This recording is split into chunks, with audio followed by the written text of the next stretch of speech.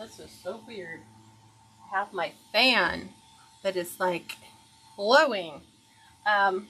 So today's video is taken from all of your comments from last week. So I titled this tutorial, It All Unravels Here, because I really want you to have all the tools necessary. And based on some of your comments, a lot of them are similar, but so very basic. So I want to make sure that we take the opportunity to address all those concerns before we move on to the actual bow making with bow makers. And so I'm going to give you the behind the scenes on how to fluff a bow, how to fix uneven loops or tails, how to secure your bow to your wreath to where it doesn't wobble, and how to fix a floppy bow. And if we have time, we will make a simple bow to kind of demonstrate a lot of those techniques. So before we get started, a couple housekeeping items. Number one, if you want to save a copy of this tutorial and you're on YouTube, you will want to make sure that you click the save button. If you are watching me on Facebook right now, you will need to click the share button. The share button will do a quick copy paste from my Facebook page to your Facebook page. Download that tutorial because Facebook is no longer allowing videos to stay longer than 30 days before they delete them. So make sure you do that. You can always come back to my YouTube channel and pick up a copy of that tutorial. So this, in a sense, is bow making 2.0. I haven't like figured out the actual logistics. Like we labeled last one's bow making 101. So I guess this will be 201, which is all the things before we move into things. Also, let me make sure we are actually live, even though it says we are live. Let me refresh both pages and make sure we are truly live. It is a balmy 90 degrees out here is what I'm seeing, which is hot. I'm thinking today's gonna hopefully be one of the last hot days of the week. Okay, so we're good on YouTube. What are we doing on Facebook? Let's do a quick refresh. And we are live on Facebook. Let me do enable chat so I can see both from both groups. Hi, Elizabeth. Hi, Anne-Marie. Hi, is it Savtra? Ladon Savtra? Wanda. Hi, Linda from Georgia. And Linda Rotoli. Two Lindas. Wanda, she says UCS. Okay, super great. What else? Let me give you some other things. A lot of people like my bow recipe, so I am going to post this below so that if you go to my website, go about halfway down the page, it'll ask you to sign up to the email list, which is a great place to be for information. By signing up to the email address, I will send you the PDF of the bow making recipe that I use. It's on a cute little recipe card that you can do whatever you want, as well as the video link to walk you through how to make that bow so that you have all of that handy. Also, come join my private group. If you like tutorials like this but want a little bit more deeper in-depth stuff, come join. There's two ways you could do so. You could go to my website. Very first link you come to is private group. You can go monthly, yearly. There's also a lifetime, so it's paid once and then you're done. Or you can subscribe to my private group. There is a, I think there's like a membership button. I don't know how it happens on the YouTube side of things, but you can also join my private group through YouTube. And there's 3 different levels that you can pick depending upon what kind of stuff you would like. But those are options for you. Also, to turn notifications on, if you're on YouTube, click that subscribe bell or click the subscribe button. That is not the same as becoming a private group member. And if you're on Facebook, you want to make sure that you've liked the page and that you follow the page, which is hidden to the right of the blue button. I think it says something like, I don't even know what it says anymore because I don't see it. The three little dots, click on that, opens up a little sub menu, and that little sub menu will allow you to turn notifications on, and that's what you need to do if you're missing any tutorials from anyone you follow on Facebook. You have to do both. Facebook complicates everything. Hi Jean, Darjean. She said good evening to everyone. Thank you for joining us. I'm going to go ahead and pivot you down, and we're going to go ahead and get started. So, give me 1 second. We'll pivot you right down. I think we're good. I kind of squared up my camera angle, and then I have my comment card, which you guys have given me, and I, like I said, didn't go through and, you know, however many people said I need to know how to fluff a bow, or I need to know how to fix uneven tails. A lot of it was like, when I put it on a wreath, mine aren't secure, they kind of flop all over the place. And so I want to make sure that we cover all of the things today. So we're going to start with the basic, which is just how to fluff the bow. Because last week, if you think about it in building on in the series, we made a hand-tied bow. And we looked at how do we fluff that. And I showed you how to do 2 simple bows without using a bow maker, a couple different ways, so that you can kind of like practice on that genre before you go ahead and invest in a bow maker. We also covered what are the basic materials that you're going to want to keep, which is something to secure all your ribbon layers together, whether you choose to use string, floral wires, zip ties, pipe cleaners. There might even be something I don't think of off the top of my head. You will need wire cutters, a good pair of scissors, a good pair of junky scissors that you can allow to dull out over time. And I'm trying to think if there was anything else. Oh, a ruler. And that's all you need. A ruler, scissors, something to cut your ribbons, and then something to secure it. So if you missed that, I will link it in this tutorial when it goes to replay, so you can go back and watch that and then jump back in here, which is, I guess we could have done it this way. How do you store your bows? Somebody had also asked me, how do you ship? What size box do you ship them in if you want to make bows for selling? It's going to be entirely up to you how big of a bow you would want to make, but for most of it, it is going to be a 12 by 12 by 6 inch, or I wouldn't go 12 by 12 by 12 because then you start really getting into a higher price, because none of my bows are higher than 6 inches, and formatting them to my bow recipe is an 11-inch diameter based on the tail length. So not based on this, based on this total circumference, 11 inches in diameter, 6 inches high. But this is how I store them until I'm ready to ship them. So using wired ribbon is going to be key for you. If you don't use good quality ribbon, you're going to struggle. Best places to get your ribbon for practicing, Sam's and Costco, because you can get a good 50-yard spool, and then you can make bows to your heart's content until you develop your muscle memory and you get bow making under control.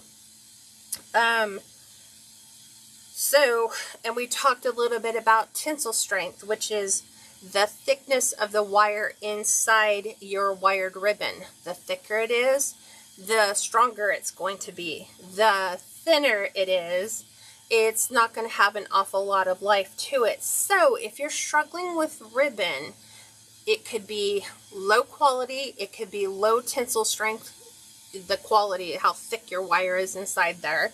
And other than that, it's just going to be based on your ability to go and learn how to fluff. So, should have brought my other one too, because I've done these 2 different ways.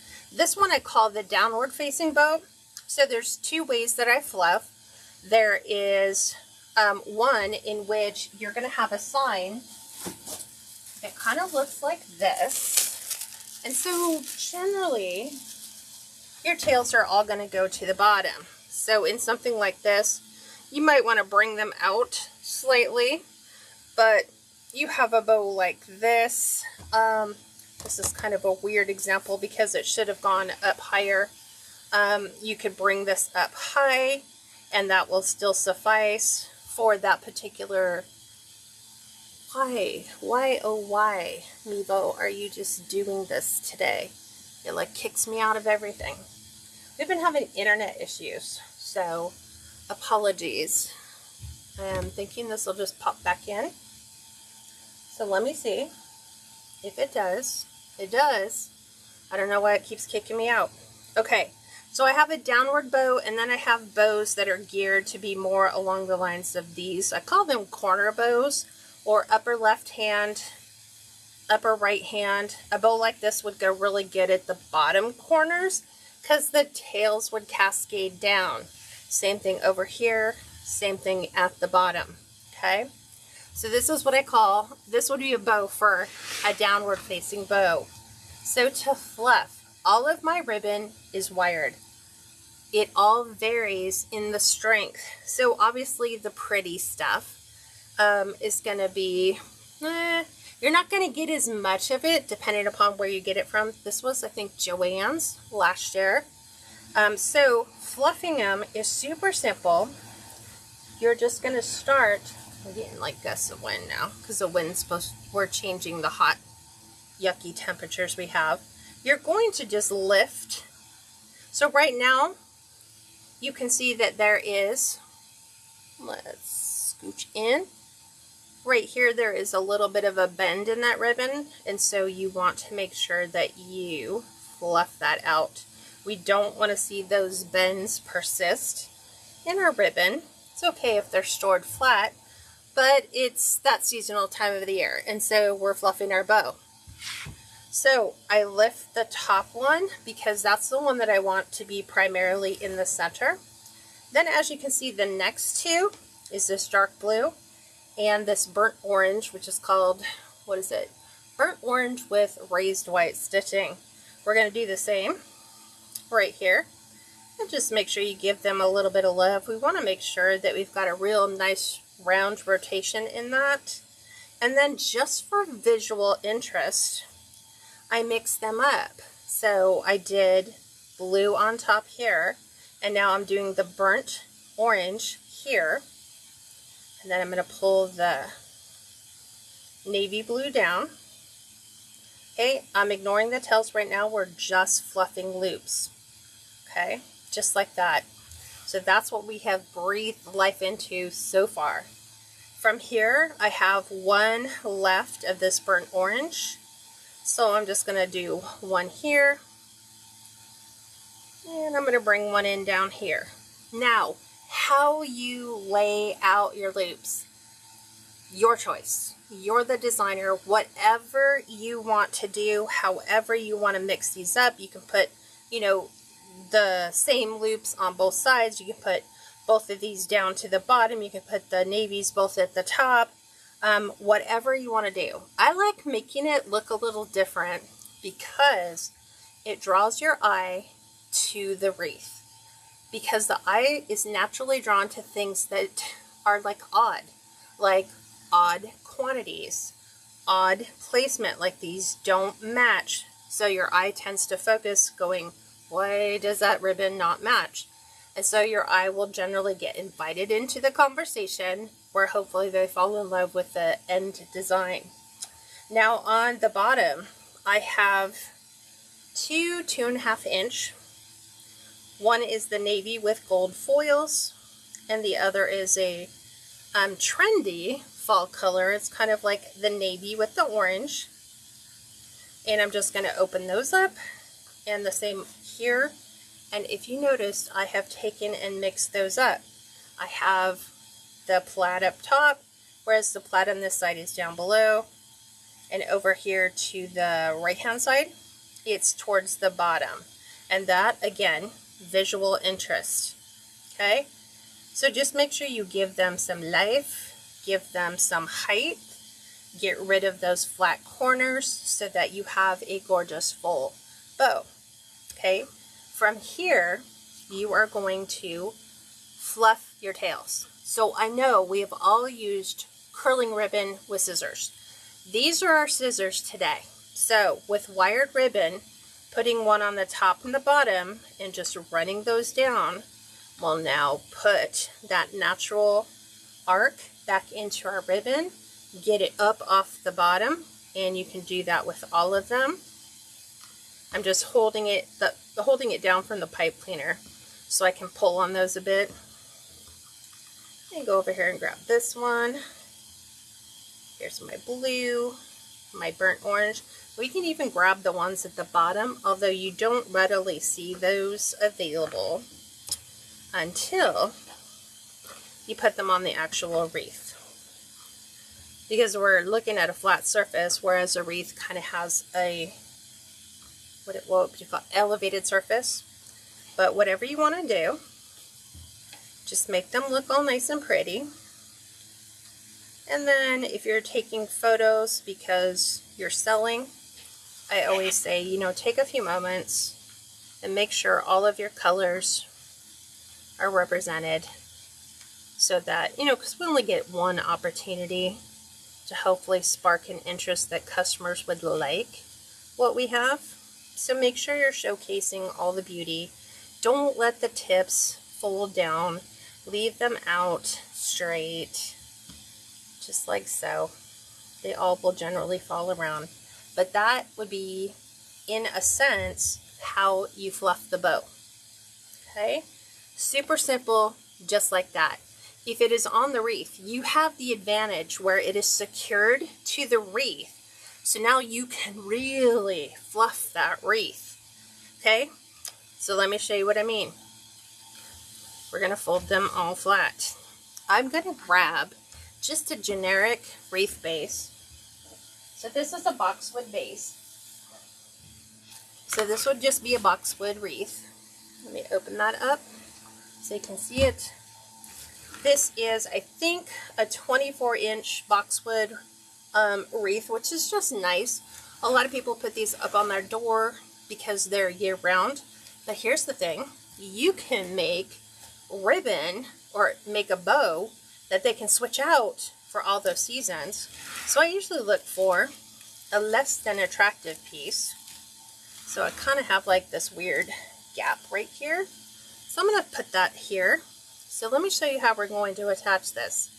I have this secured by a pipe cleaner. Okay, I'm going to flip this over and show you the bottom half. It's just on a small, I wouldn't even call this a grapevine. It's almost like a moss base. So when I'm putting this on, let me do it from down here so you can see. This is what you don't see. I am taking my fingers and pushing them through. Trying to grab the other pipe cleaner. I see it in here. Okay, here's this one.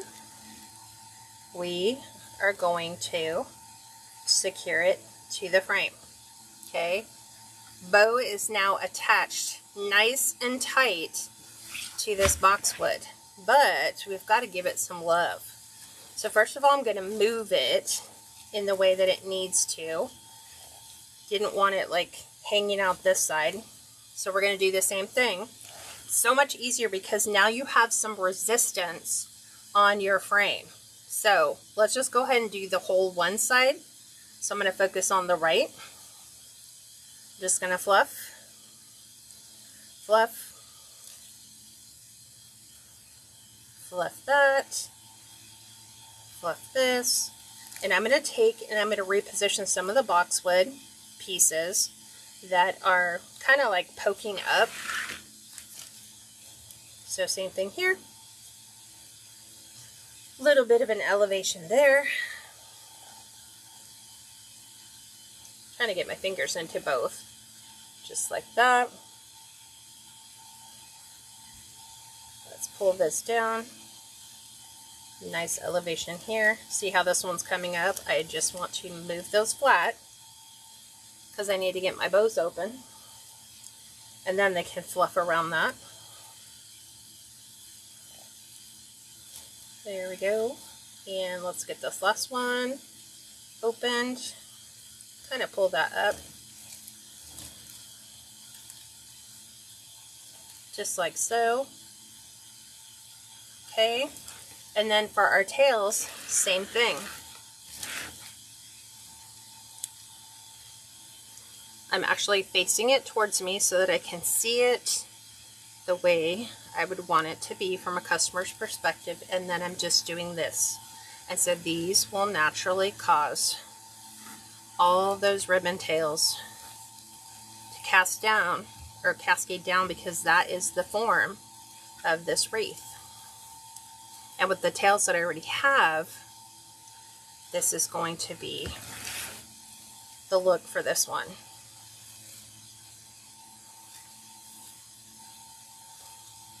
And I do this quite a few times. I will sell just generic basic bases. And if you want to pull this up a little higher so it sits up on our wreath base, remember our wreath base doesn't go as high because we've got the split here. So I can take and pull this up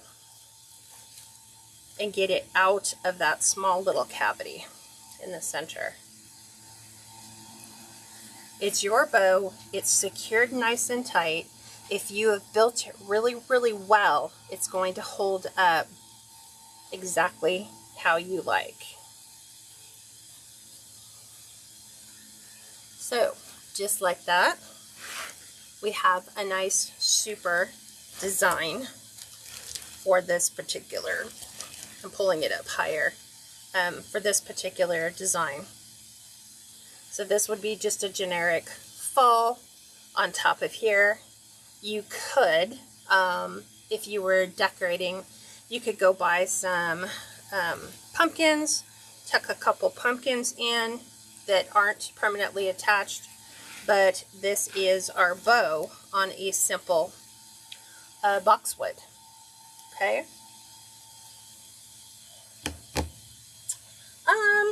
No worries, Sue. She said, didn't know this was live. Just caught it. So pretty.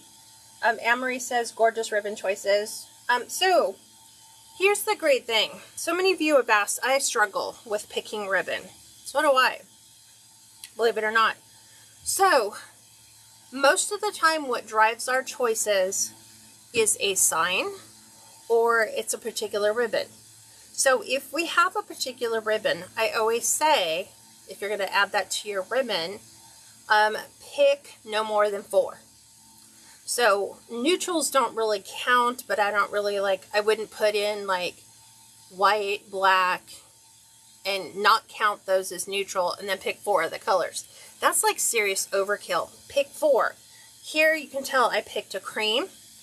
I picked that pumpkin orange color. I picked a navy blue. I guess that's it. There's really only 3. There's a little bit of gold that's in the foil leaf, but that kind of plays to the orange here. So just cream, navy, burnt orange. I guess in here's a little bit of, in the ribbon is green, gray, a blue. And so don't match it all. Pick the colors that you like and just go with those. Like, I don't need to put green in here in order to make this match. But let's make a simple one that we can put in here. I'm going to go ahead and take this one off. So there's that fall bow. Okay. I'm going to set this aside, and really quick, we're going to do the same one that we did last week. And I have 4, I'm doing 4 ribbons. So I have sunflower, which is basically giving you all your colors. Yellow, brown, tan. You can go with white. In here, I have yellow, orange, brown, green, and white, which I like the tone of the green. I'm going to pull the green just because we're going to put it on that boxwood. And then we're just going to pop a basic simple yellow. Now, when I'm building my bow, I like to put the most prettiest ribbon to the outside. So that would kind of go here. And I don't want to go yellow with yellow, so I'm going to space this and just add the green. So I always take a moment to organize my ribbons. And then going with the method that we learned last week, I'm just going to push those forward. They're all from Sam's Club or Costco. We're going to do a 2.5. We're going to start with a dovetail end, which is wired edges together, taking our shears, and we're cutting from the folded side to the wired point, just like this. Okay, nice little dovetail. It's a finished edge. It just looks pretty. Now, when I'm doing my bow recipe starts with 10-inch tails. So we can still do it on the ruler. We're going to go 10 inches. We're going to gather in. Okay, and I like to do 5.5 inches, but we're going to go 5. So 5 plus 5 is 10. So we're going to measure out another 10. We're going to gather that in, and I'm going to take what's in my right hand, pass it to my left hand with a twist. Okay, then we're going to measure off another 10, gather. We always go to the back side. I'm going to bring this back to my left hand with a twist, and then I'm going to measure out another 10. Okay. Now, the tip that I showed you last time is you could use a chip clip or you could use a clothespin, whichever one you have handy, just to hold. Now, if you have a bow maker, obviously use your bow maker, but we're sticking to the basics. So we're going to measure and then dovetail both ends. Okay, there's one. That one's all done. So you guys might ask, why do you measure? Why does it matter what your loops are? Why does it matter what your tails are? Well, a lot of you said, how do you deal with uneven loops and tails? Measure. If the size of your loops are exactly the same, the only difference is probably in how you're assembling it and how you're fluffing it, that you might be accidentally pulling one side more than the other. But if you have it done this way, our tails, it's kind of hard to see, our tails are the same, our loop sizes are the same. We measured 10 inches for one loop, 10 inches for the other, 10 inch for one tail, 10 inch for the other tail. Exactly the same until we go to put them together. Now we're going to take this down a bit. We're going to add our yellow. And we are going to put our dovetail cut on here again. I always start with that. And so this time we're going to come down to 9 inches. So I'm going to go 9 inches. We're going to gather in. And I want 4.5 inches. So 4.5 plus 4.5 is 9. So we're going to measure out 9 inches. We're going to gather. Take from my right hand, give it to my left with a twist. Okay, keeping that ribbon flush. Our next 9 inches, gathering, going to the back with a twist. Measuring off another 9 inches, whoop, right there.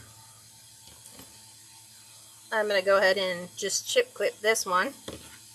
I'm going to go ahead and put my dovetail edge on here. So we have one. Oops. There's one. There's two. Now we'll go ahead and get our third and fourth, which is the green. This is from Sam's. We'll pull those out. Oh, I brought a hair clip out here because it's starting to get really warm.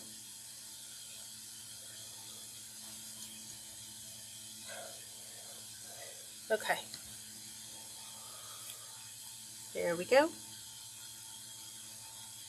Dovetailed edges together.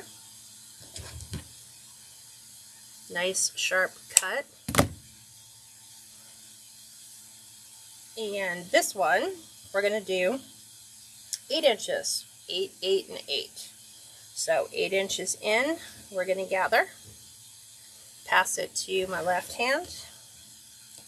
Measure 8 inches here. Pass it to my left with a twist. Another 8 inches. Pass it behind the back, but transfer, and then twist.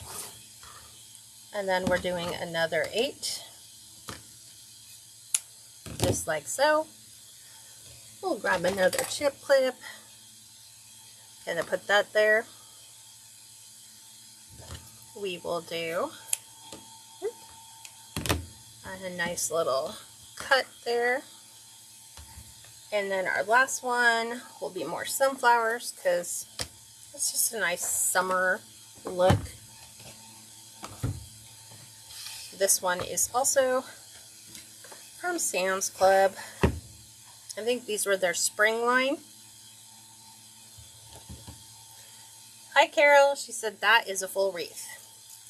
Yeah, so you can make something that simple just on a really thin grapevine base, and you're just going to add all the components. This one we're going to go 7.5, so everything is going to be measured at 7.5. So 7.5. Okay, measure another 7.5. Transfer from right to left with a twist. 7.5. I don't know that I did that. I think I did. Did I do 7.5? Yeah, I did.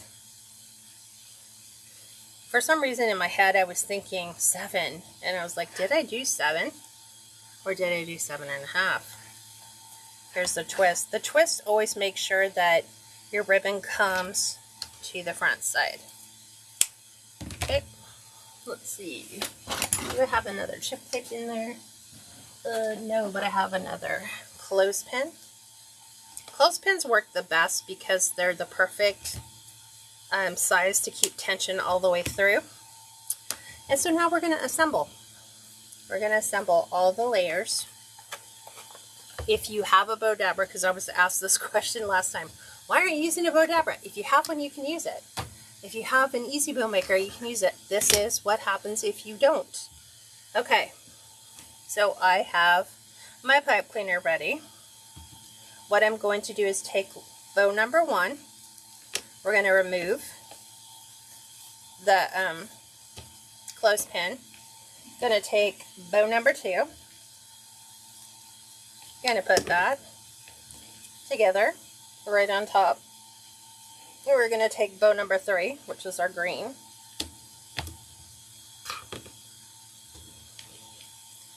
Go ahead and transfer that right to the top. And then we're going to take our last one, bow number 4, transfer it up, pipe cleaner, over the top. You can use a zip tie, you can use floral wire, you can use whatever you would like. So this is the easiest way to make a bow. I had a lot of people say, thank you, I was struggling with making bows. I have issues in my hands where I don't have an awful lot of strength, so seeing the clips and being able to do those a little bit at a time makes things super easy. So now we're going to fluff. The first thing I noticed is that when I was pairing that up, I've got 2 different size tails, which probably means I have 2 different size loops, even though they look relatively the same. So if they're relatively the same, I may not have measured the bottom equally. So I'm just going to trim that, and now they're exactly the same. We're going to pull our yellows down. Oop, I'm trying to make sure I've got them all situated correctly. There's my yellow. Here's my green. Let's get the green over here. We've got good green and then good yellow. And then from here, it's just going to be your preference. So I always try to make sure that, like right here where we're bunching our ribbon together, that we have no, like, see how it right there, it's kind of pinched. It's kind of binding a little bit. I just kind of straightened it. It was kind of like this. So I'm just going to go in and straighten that out. And then right here on this side, I kind of have the tail coming over, but I want to make sure I straighten this out. So we're going to do crisscross here. And I'm going to do a crisscross here because visually it looks interesting. We're going to let the sunflowers come in the center. Ignore the tails. But just make sure that like all of your ribbon is not pinched. It's all laying flat. I'm going to bring this up a bit. Open this up a bit so that now you have a really pretty bow. And now we're just going to put those little curls back in. Okay. This might look kind of small on that wreath because it is so massive, because it's a 24-inch and this isn't quite a full bow. Okay. Again, bring out all your elements together. This is where if you wanted to at the very center, you could come in with a little baby sunflower, not a baby sunflower. You could come in and I've had some people that were like, well, we don't like to see the pipe cleaner there. Okay. You could do it this way. You could take a small piece of this ribbon. By small, I mean really small. Let's see, I'm taking 8 inches. So this is too big to go in the center. So I would fold it. And then fold it again. And then you could take this, and if it bothers you, you could loop this around. Again, make sure you're getting all your tails out, because when you put that in, now you're pinching the gap a little bit more. Bring this in. I'm going to bring this over. Just like that. And then I'm going to flip this over. You have your choice. You can tie it. You could just loop it and then secure it with another twist on your pipe cleaner. I'm just going to go ahead and just tie this in a super simple little knot. Like that. I'm going to trim these up so we don't see those on the other side. Okay, and now we have the pretty little bow. If you wanted to add a loop in the center, you could just give it a little bit more like of a ribbon and just create a small loop and do the same thing. Bring that in the back. I'm going to pull this down. One up. And right in between these. I'm going to pull my tails down a bit so I can open my loops. Super simple, cute little summertime bow. Super simple. No bow maker required.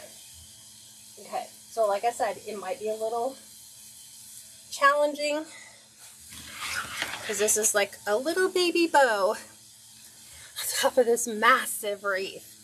But you can make two. You could put like maybe one up here, put one down below. I'm going to grab my pipe cleaner. We already know how these get secured down. So I'm going to go straight in. Oops. Trying to get it in. And I'll show you from the back. I just got to make sure we get it up to the top. Super quick twist. so we don't over tighten it. And then we'll go ahead and do the fluff. Whoop. Have all these boxwoods now.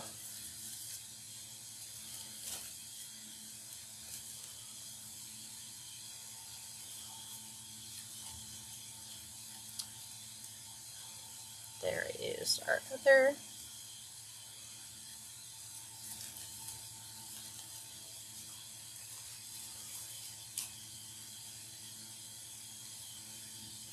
I just find that if you just take your time and just really work your ribbon, you can generally get it to do pretty much what you want it to do.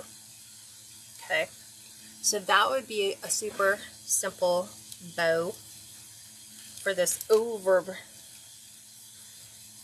overly large. I'd make a bigger bow if I was doing this one, to be totally honest, because it's basically begging for it.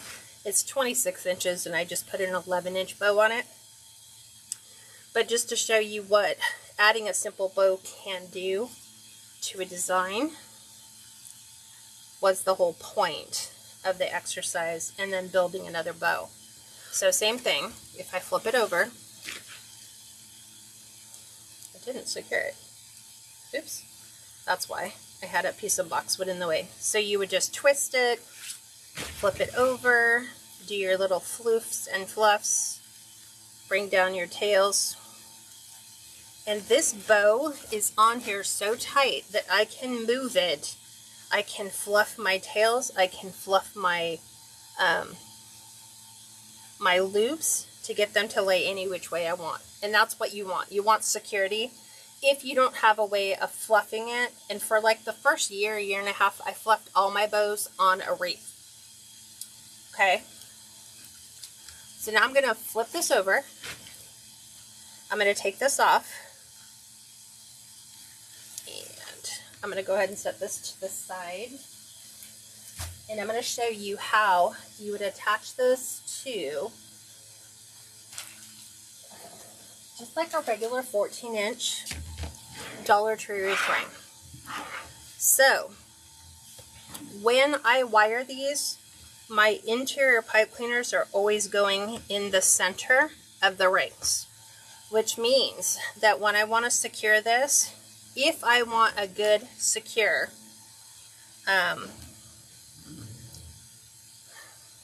tight, like if I want to put my bow on here tight, I'm not going to do this.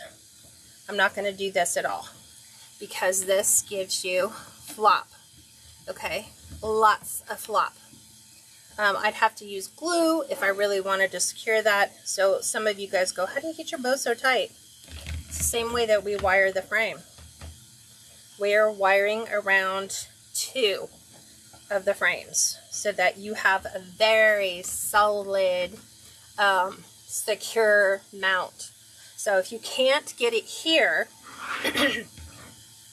I would always say, let's do red, go in between, okay? So we can try to go in between here, and we have stability. So crossbars in between, I'm going in one side, down the other. So not only am I catching it this way, I'm catching it on the crossbar, so that when I go and tighten this down,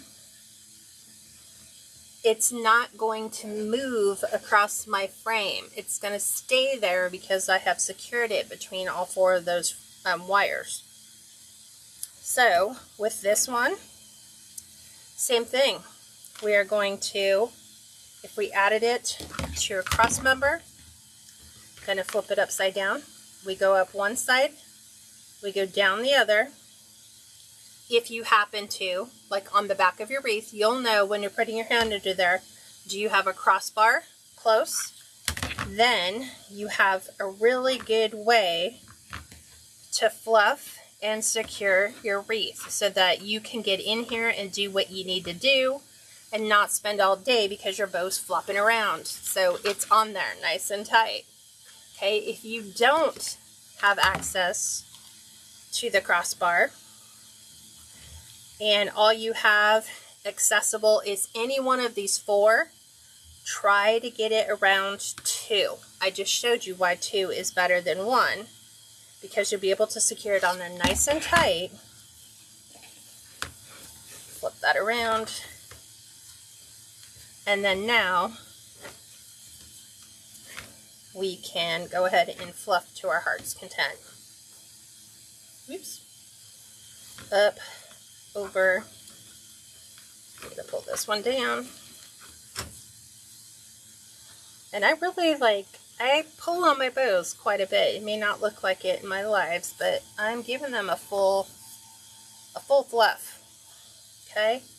So there's that on your frame. That's how you would attach it to the frame. Either a crossbar or more than one rail. Even if all you have is 3, you still want to go for more than 1. Let's see, for example, you have,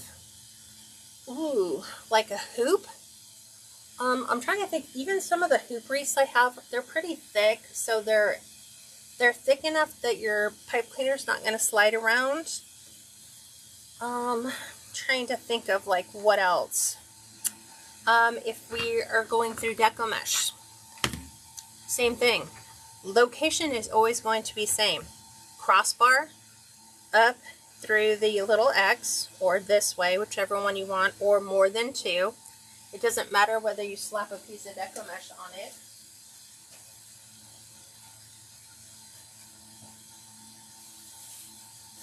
I was trying to find something kind of coordinating. There's orange. Should have got yellow. But let's go ahead and make your standard 20-inch ruffle. And I'm just going to do this with the rotary cutter just for time's sake. There's our 20 inches. Let's go ahead and pretend that this is going to be where we secure it. We're going to go ahead and ruffle this up. Okay, right up the center. Oops. Just like this. We would flop it right in here. Just like that. We would cut our pipe cleaner off, because technically that's how I do most of mine. And push that back down. Okay, so now we have a nice little mesh piece. And you're like, well, how do you get it to go through the mesh? Well, remember, you have a opening here. And if it's closest to the inside, what I like to try to do is make sure that when I am securing my bow to the wreath, I'm going to do it just with the white pipe cleaner, that I am not going between the split, okay? Because depending upon what all the other Deco mesh might be doing, this creates, like for me, it'd be like a low quality point. Even though I'm securing it on 2, don't split it if you can avoid it. Try to go through your mesh, okay? And I'm going to pretend that we're coming out the other side here. I'm going to do the same thing here. I'm not going to go through the split. And you'll see me do this from time to time. You may wonder what the heck she's doing. I'm just pulling my Deco mesh so that this might naturally be there. And so I don't want the frame to show. So I'm going to pull my mesh back over, and then I'm going to push this through so that when we bring it to the back side and secure it, right, this would be our bow, there's no opening. So now I've kind of secured the opening a little bit, so now there's no gap. So that's in a sense what I'm doing when I take my bow and place this right on my design. So going through my mesh, we're all hoping that's what we're doing. and through the other side, because I'm not on a crossbar. I'm going to pull this around so that it's going to sit on there right where I want it. You can automatically tell when you go to tighten it, you've got a really good snug fit. So you're seeing, like, there was my original, here's my bow. Flopping this over now. This is how it'd be on our wreath at the bottom. We'd have lots more Deco mesh here. And then you're going to, I usually save fluffing my tails for the end, but I'll go ahead and get my loops started. Get this one back down here where it needs to be. And then just fluff your loops, open them up. Nice, bright, beautiful bow, just like that on your wreath. And that's how it's getting, that's how it's getting attached to your Deco mesh. Okay, covered Deco mesh, covered making a little bow.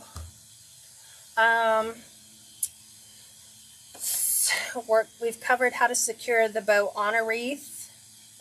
Floppy bow, make sure you're gathering 2 rails or in between your cross.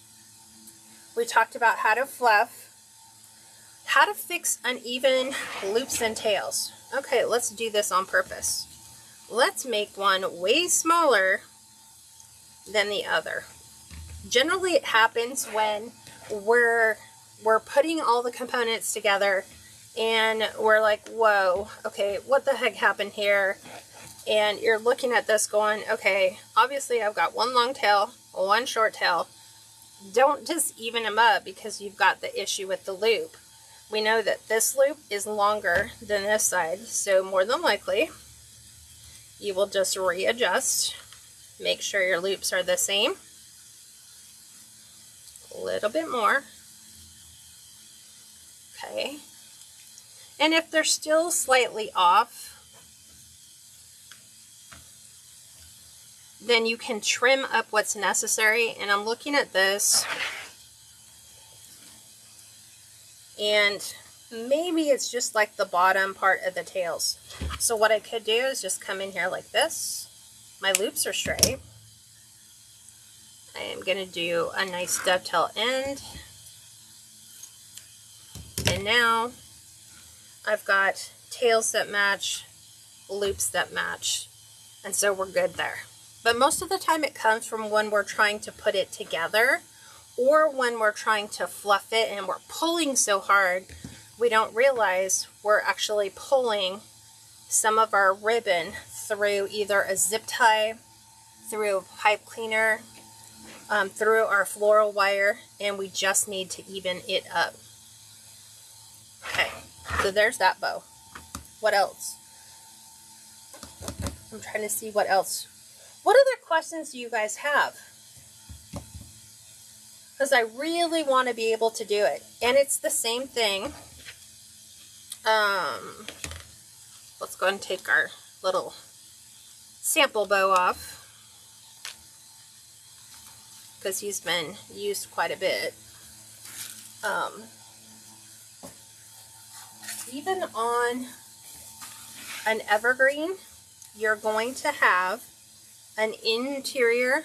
I don't know if you can see this. There's an exterior. It's the largest ring that goes around the outside, and you have an interior. But as each of those twists, the tinsel ties for our evergreen are twisted on, they're basically making this quite thick. So if it comes time to adding our bow, and I know it's not the right season, and I know this is not the right look, but if we wanted to add a bow to this, you're going to first decide, where do you want your bow? Do you want it up high? Do you want it towards the middle? Where do you want it?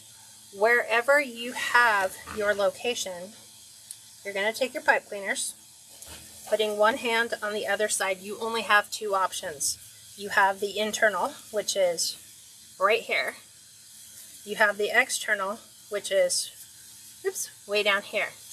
So to get my bow kind of somewhere in the middle. I'm going to secure to the inside and to the middle of my frame, just utilizing that inner rail because it's going to give me the best location. Flipping it over, I've gone right through both on either side of that middle rail. You've got to make sure you've got it on there. Nice and tight. Couple twists. Start with your loops. You can see I've got no movement in here, so I can really pull my ribbons around. I'm going to keep my pine branches from poking through. And then do the same thing. Fluff all your ribbons. All your ribbon tails. Depending upon what you want them to do. If you wanted it to come up a little bit higher, then mount it on the outside. You would go on the outside rail and go in the middle, but to the outside, and bring that bow up a little higher. It's just going to be, and that's probably going to be your next question, right? Will be like, how do you determine where to put the bow? It's up to you. If I was putting a sign in this or not a sign in this, I might put it at the top and kind of create this little cascade look, or I may put it down at the bottom and have a lot of more trailing tails in there. Oh, putting the bow through the mesh, Dean, I do that all the time because I don't want it to separate. Like when people are looking through it or fluffing through it, I'm like, I want it to be like full. So any chance I have at all to, you know, keep that Deco mesh nice and tight, I'm going to go through the mesh. I'm trying to think, and it's pretty much the same thing for a work frame wreath, because think of an evergreen, it's just a wreath work frame, wreath work form, however you want to pronounce it, whichever way you want to call it. It's the same thing. You've got an interior section with all your tinsel ties on it, and you have an external ring with all your tinsel ties tied to it. And evergreen just has lots more of them. Then, say, let me try to find one. Then something like this. So on something like this, we have three. We have an external, a middle, and a top. If I was going to secure on here, a couple options. I could go for 2, although that is a really big gap. So if I was to go 2, let me show you what that looks like. So here's on the 2, the interior and the bottom. You're doing this under the camera so that this way we've got that nice and secure. We've got it through 2. You could also go through the crossbars. Same thing. Depending upon where you want it to go. I'm going to come up through 1. Go through the other on the outside. Let's go up 1. So I'm going to go up here and up here. A little closer to the outside. Right on that crossbar. Nice, strong place so you can hold everything you need so you can give it a good fluff. So bring your tails down. Fluff all your tails up. Just make it look really super good. But that's how you're going to secure it on a work frame. You can also, believe it or not, there's one other place on a work frame. Do you guys know what that would be?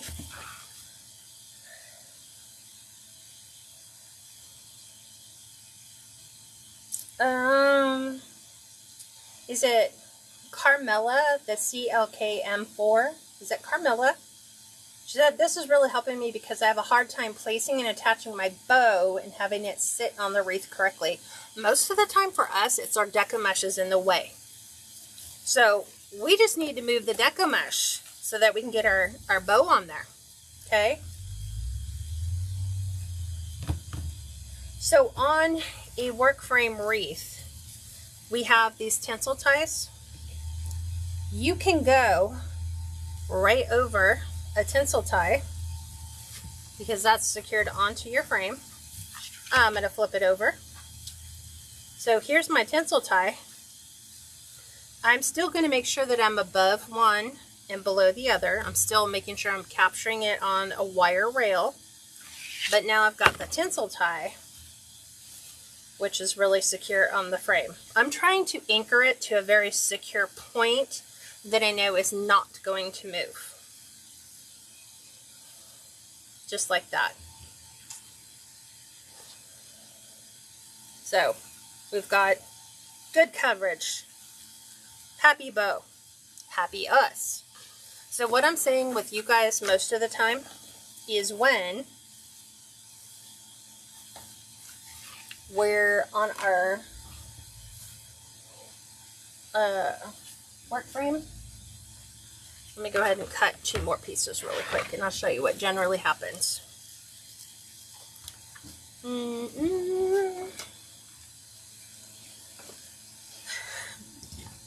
Georgiana says, I'm going to watch the replay. Well, here's the great thing. You guys have access to this forever, or until YouTube decides to take it down, but at least forever for now. Download it and save a copy of it. Because what you're getting is basically what my group gets every single week. So here we had, added it to our inside. And let me go ahead and add my pipe cleaners that would normally go to the inside really quick. And I'm just going to generically fluff this. Ignore the red. I just don't have a white one. Oh yeah, I do. It's right here. So this is where you struggle. So, and you see me when I instruct you guys all the time if we're adding a bow.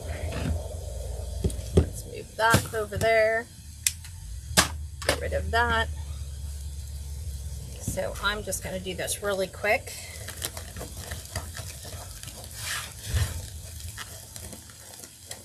And I'm going to put this right in here. Okay. And I'm going to go ahead and put another piece on the other side because that's realistic, right? We have full coverage. It's a little harder when you've got a poof. Concept's still the same. You just want to go through the mesh. Okay. I'm going to lay this one down right here. Okay. And we have all of our Deco mesh all nicely fluffed out. We have our ribbon tails in. That's all nice and pretty. And so we have this mesh, right? And we have our sign. So I'm just going to use this one because it'll go to the bottom of the frame. So let's say it's like this. And you're like, okay, I need to come in and let's do it this way. And I want to put that bow right on the top.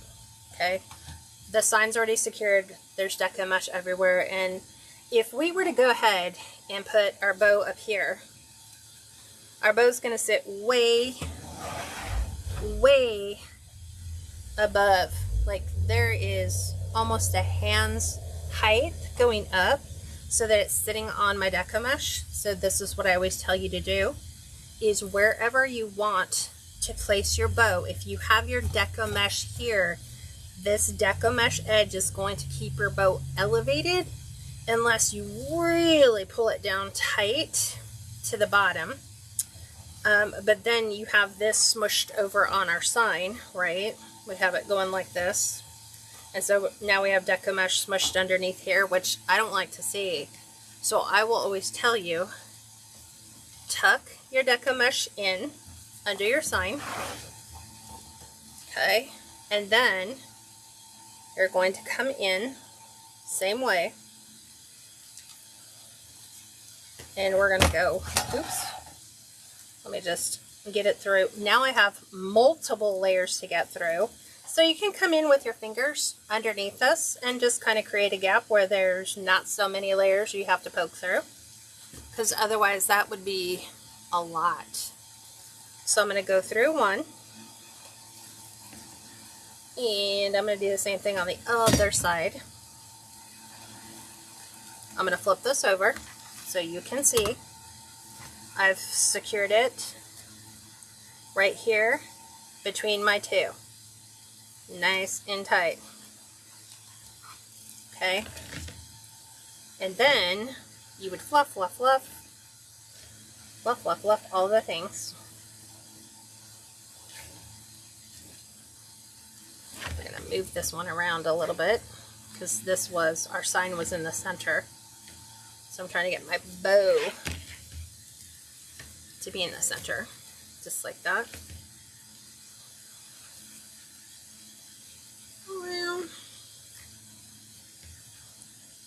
Open, open, open, fluff, fluff, fluff. Our sign now is under, I'm trying to do it, sits on top of the Deco mesh. Oops. So now our sign would basically, depending upon how we would like that to look, trying to drag my loops up a little bit more so they're more straight. It's hard to hold the sign when it's not already secured to the frame like a real wreath would, but just for argument's sake, now I've got my bow where it is close down to the depth of the frame with a little bit of margin because you can't get it quite flat, but it's a lot closer, and so you don't have like a little peekaboo gap where you can look in there and go, man, I could totally put my hand in there. I could totally see all the way on the inside of that wreath. Okay, so there is that. Hi, Donna. I think that's all I have for you. I made sure how to fluff a bow, how to fix uneven, it was bows and tails, but I get it, it was loops. How to secure a bow on the wreath. We did it with a boxwood / grapevine. We did it on a work frame. We did it on a 14-inch frame. How to fix our floppy bows. That's just going to be your anchor point. And that's pretty much about it that I have for you. Next week, we are going to cover the pros and cons of the bow makers that are out there. I have 3 of them. So we're going to look at what are some of the good and bad points of those. And then when we run the series, I don't know if we'll have time to get through one. We might have time to get through one.